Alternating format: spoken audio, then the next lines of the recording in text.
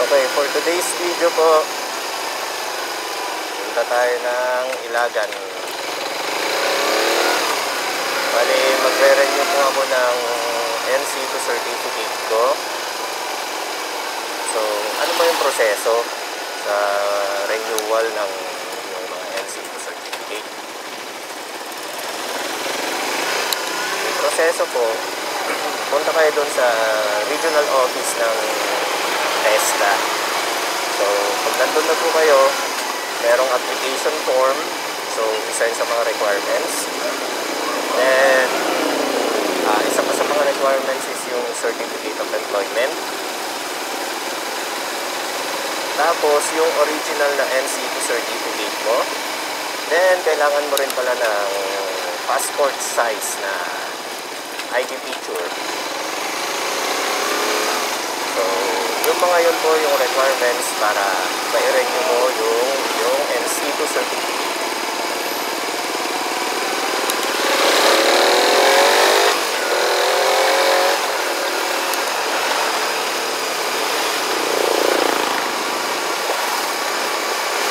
Yung akin pong NC2 certificate, expired na siya last November 29 pa. And ayun na, December 15 ride, nagpunta po ako ng Ilagan para i-renew na sana. Ang kaso, nagka-problema po dun sa Certificate of Employment ko. So, hindi ko napansin na may mga typo errors. Then, sabi rin po nung nag-assist sa akin sa TESDA, kailangan daw po na indicate yung duties and functions mo or yung job description mo para daw po makita talaga nila na nai-apply mo nga kung ano man yung nandun sa NC2 certificate mo na yun. Then at the same time, kung ano daw yung position ko doon, kung anong department. Since sa akin kasi, ang i-renew kong NC2 certificate ko is Computer System Servicing. So, ayun, pina-indicate nila sa akin yung position ko daw sa present job ko. So, anong department, kailan ako na-hire, then yung duties and functions ko daw po. Para makita talaga nila na nai-apply ko nga yung nandun sa NC2 certificate ko. Kumbaga nai-apply ko siya sa trabaho.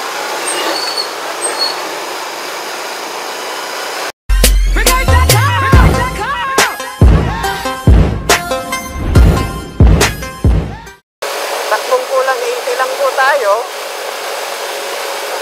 kasi masyado nang malakas yung hangin, hindi pa po ako nakakabili ng Bluetooth na microphone ko, kaya sa 21 subscribers ko po, pagdagaan nyo na lang muna,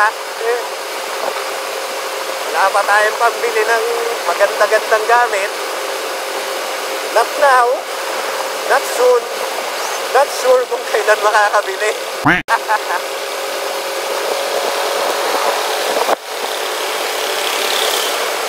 A few moments later. Oscaris. Kung hindi nyo po itatanong, dito kami dati nakatira. Barangay Oscaris, Ramon. Pagkakaalala ko, 4 years old ako nung umalis kami dito. And lumipat na kami sa Santiago City. Nakakamiss lang. Dito yung may irigasyon dito na banda doon. Banda doon. So yung irigasyon na yon, doon kami kumukuha dati ng tulya. Ang lalaki kaya ng mga tulya doon, ang tataba. Paano ba naman kasi sa tabi ng irigasyon sementeryo? What? What the fuck?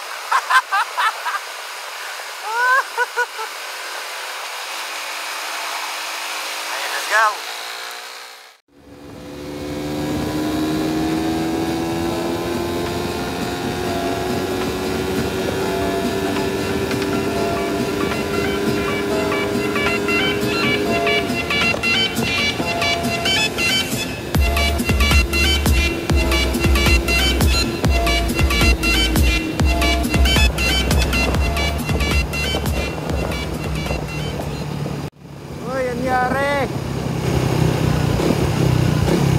Florida.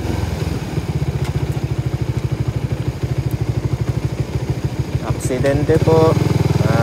GV Florida na bus.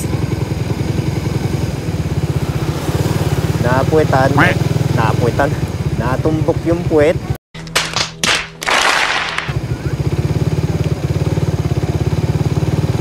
Butas sa taas ah. Ito ngayon lang.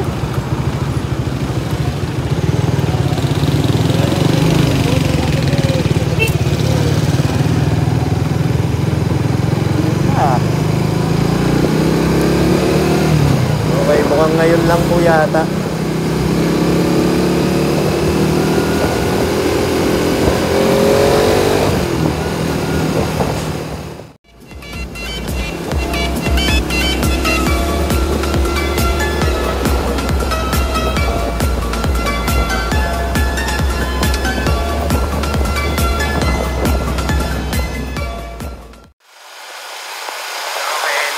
Tayo ngayon sa Aurora Isabela. So pag dumaan po kayo dun sa tulay na yon, kung wala namang nakasunod sa inyo, medyo pumagitna po kayo ha.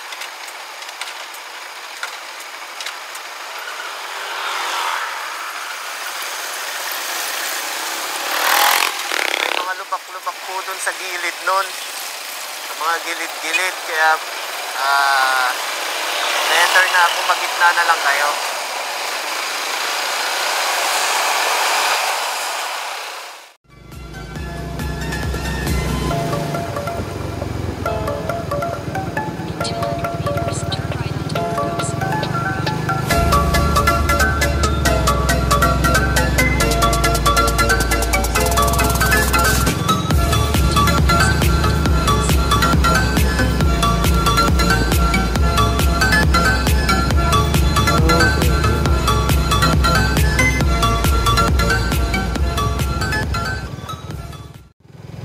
Daanan po na to, first time kong dadaanan nito. So tuwing nagpupunta po tayo ng Ilagan, laging doon tayo sa kabila dumadaan. Try naman natin daanan yung hindi ko pa nadaanan. Okay lang na maligaw, basta wag mawalan ng gasolina. Nice.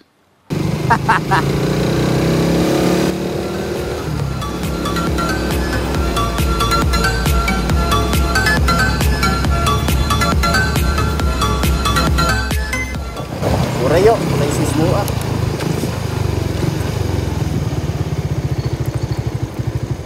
May sisbuak yo.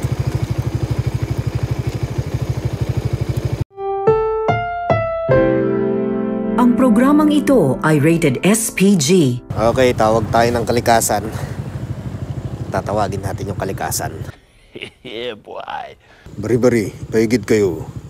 Dayo-dayo.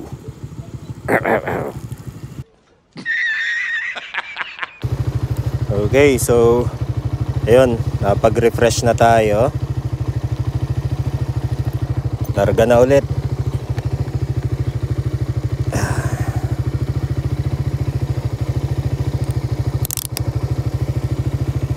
Malapit naman na Kitty tayo, so may 37 kilometers na lang tayo.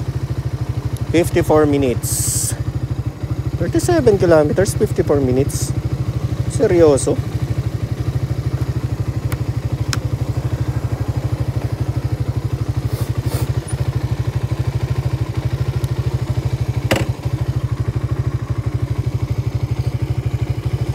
Okay, all set. Tara. Baikan, sayos. Gawin balayin.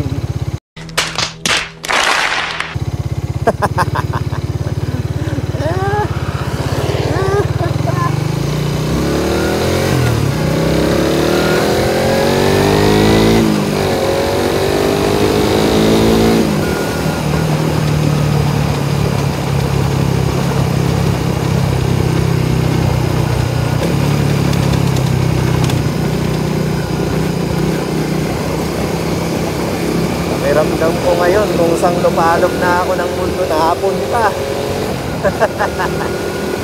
Sige lang, basta wag maubusan ng gasolina.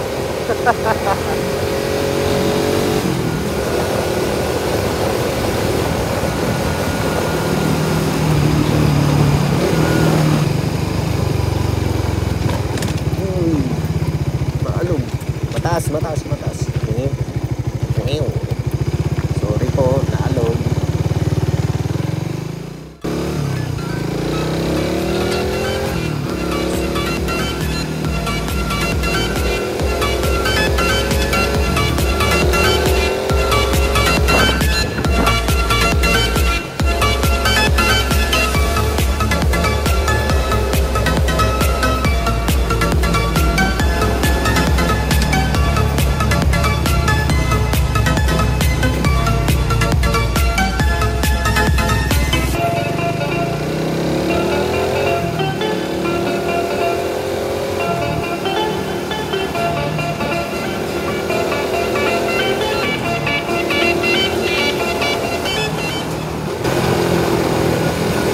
Ako! Wait! Pasabay! Hindi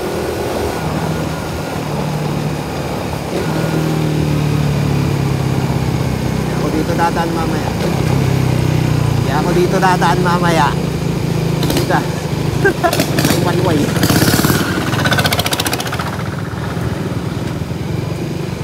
Okay.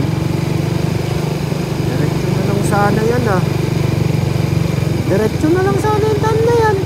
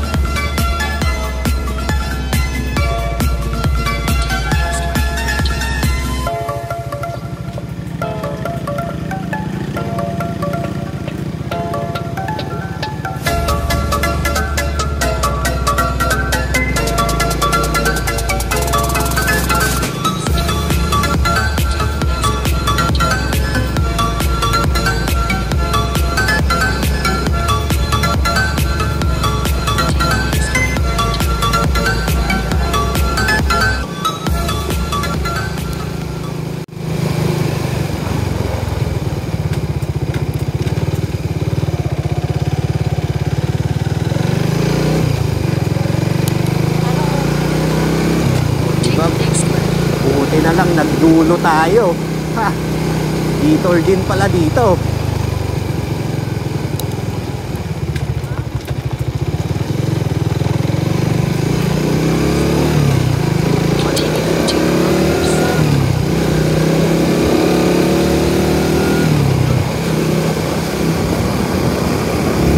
So yun nga guys, buti na lang nagdulo tayo. Pinulo natin yung kanto. Sinundan natin yung instinct natin kaysa kay Google Maps. Doon pala sa dulo na yon. Doon pala yung dulo nung ginagawang daanan. Diba? Buti na lang.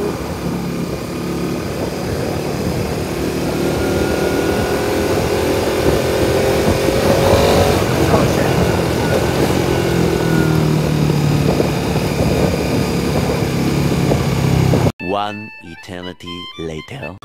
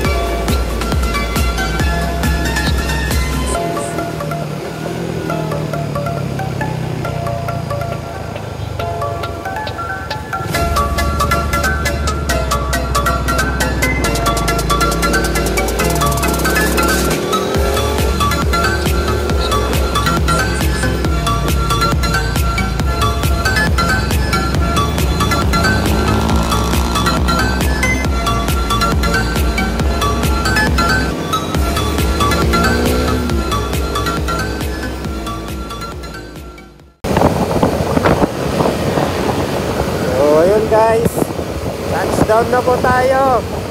City of Ilagan, Isabela.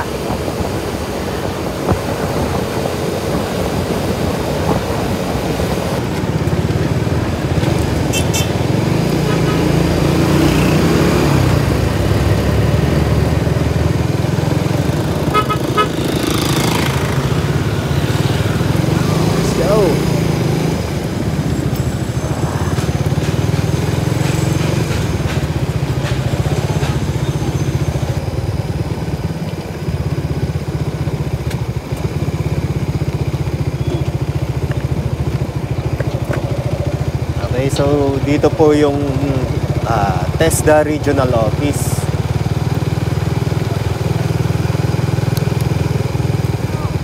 Dito po natin i-renew yung atin pong NC2.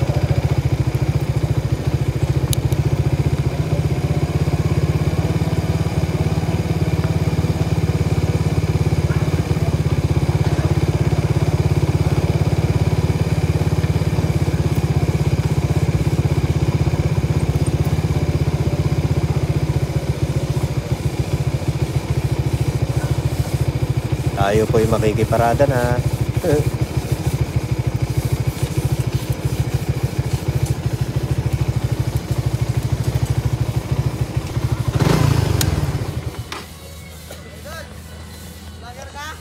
Nag-uumpisa pa lang, bossing. Wala pa. Pagbalik ko na lang ulit.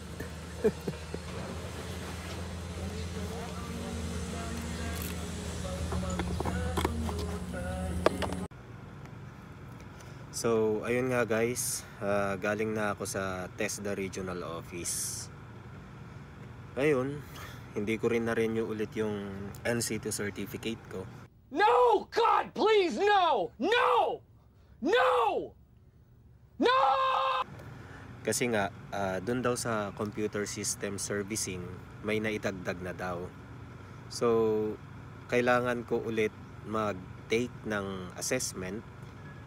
So, babalik ako dun sa TESDA Santiago City para mag-take ng assessment para makakuha ng bagong certificate. So, ang nangyari talaga dito sa ride na to is road trip.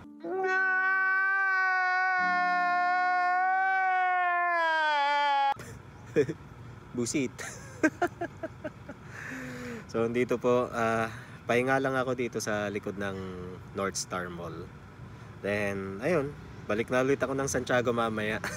So, kanina, pagdating ko dun sa TESDA Regional Office, may mga grupo ng laborers, mga kaibigan nating laborers. So, nakita nila na may camera ako dito sa, or yung body mount. So, nakita nila yung phone ko. Tinanong nila kung vlogger daw ba ako. So, sinagot ko na lang. So, sabi ko, nag-uumpisa pa lang po. Tinanong nila kung may sticker ako. Ayun, sad to say, wala pa po akong sticker. Pero sinabi ko naman sa kanila na pagbalik ko. Wherein, babalik naman kasi talaga ako. Kasi magte-take pa ako ng assessment. Doon ko rin i-claim naman yung bago kong certificate. So, shout out sa inyo mga idol. Hayaan nyo, pagbalik ko, bibigyan ko kayo ng sticker. So, dito ko na po muna tatapusin tong vlog na to, tong joyride na to, tong road trip na to.